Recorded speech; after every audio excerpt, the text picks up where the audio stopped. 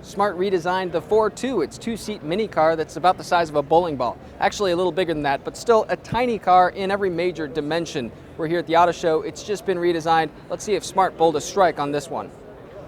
Now the new ForTwo's kind of big new facial change here includes these sort of giant insect-like headlights. Not really sure I like them, but definitely a wider expression overall, and part of that comes from the fact that the car itself is about 4 inches wider now.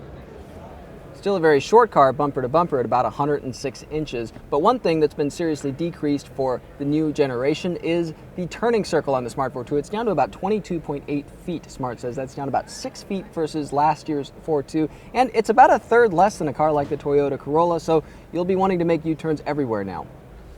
Inside, the ForTwo has a very playful interior, and it remains more spacious than it seems like it should be looking at the outside of the car. Lots of interesting kind of textures and themes going on here, some wraparound stuff along the dashboard, this three-dimensional layout here with the radio kind of sitting forward and a little bit above the materials behind it.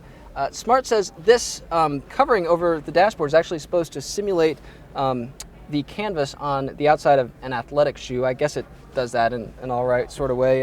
And the car feels like a real car now. Things like a tilt adjustable steering wheel, a height adjustable driver's seat. Those were features that you should pretty much get in every car, but you actually couldn't get in the last generation ForTwo. Another big improvement theoretically, although we got to test it, is the transmission. There's now a manual or dual clutch automatic transmission. They replaced last year's single clutch 5-speed automatic, which was pretty much the worst feature of the car.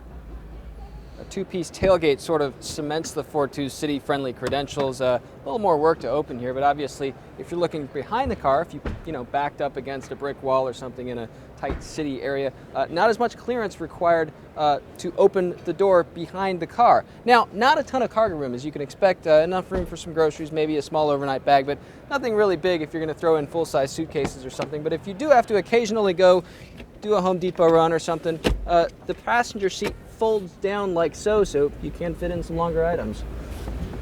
Now, for so many reasons, the prior generation Smart ForTwo's promise as a tiny city-friendly car just didn't hold up when it came to drivability. So we're really keeping our fingers crossed and hoping that this generation improves on a lot of that. We'll find out closer to its on-sale date in fall 2015, so stay tuned.